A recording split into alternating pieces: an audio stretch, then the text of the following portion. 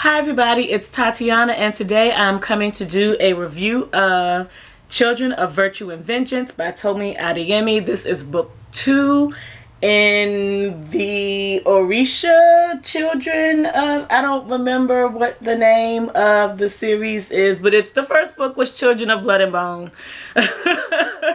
And I read this in the month of April, which is hopefully the month that I'm getting this review up, as my requirement for the Owls for History of Magic.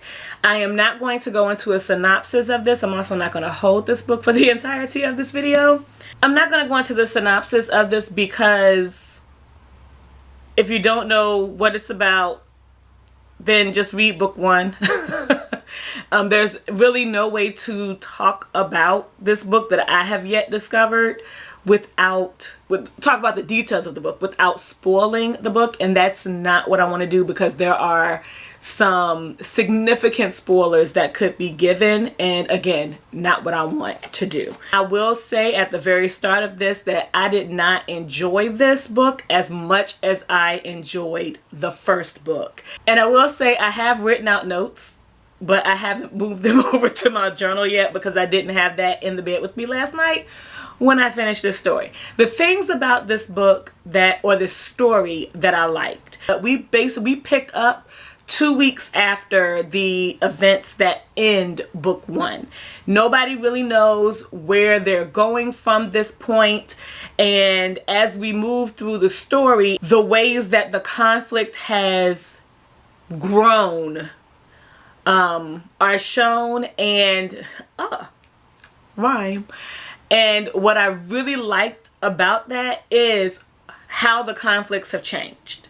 And then as you know, there's this preparation for this meeting that will be the head of either everything's going to go well or everything's not going to go well with confrontations that are going to take place. And one of the things that I really, really love about reading fantasy novels, particularly fantasy novels that have to do with fighting and with prepping for battles, I love the fighting that takes place and how the fighting is described, particularly with sword fights. It just hits me in a special place and it just feels really, really good to read that. But I also love the maneuvering of people and how people are learning to develop their skill in fighting. So take out the swords, add in magic, it should go really well, right?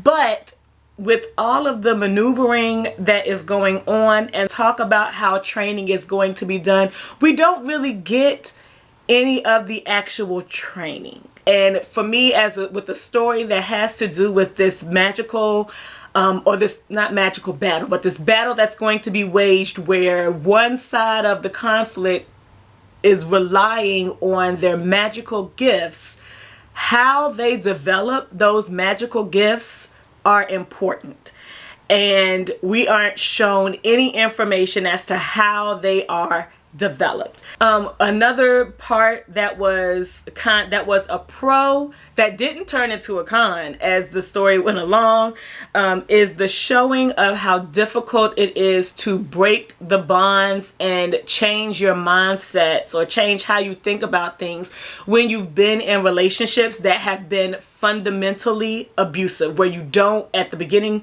when you're a kid or when you're starting the relationship, you don't realize that you are being abused in the relationship. And then as you go along and you encounter other people, you see that you were being abused in that relationship, but those things, the seeds that were planted in your mind, are hard to break away from and hard to disengage yourself from not exhibiting those same types of behaviors yourself. And I really liked how that is shown. And then as well, what it's like when someone who is oppressed gets in the position to be oppressive to someone else, and how they deal, because you have these I can't say it because it's a spoiler.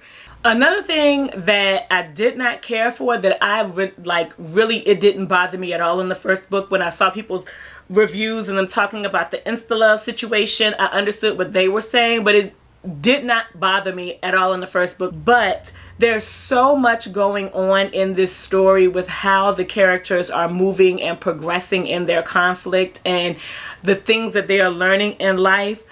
I could not believe that there was so much time in this story spent on the aspect of romantic relationships, because I am trying to figure out, number one, book 3 only needs to be 20 pages because Zelly needs a fucking nap.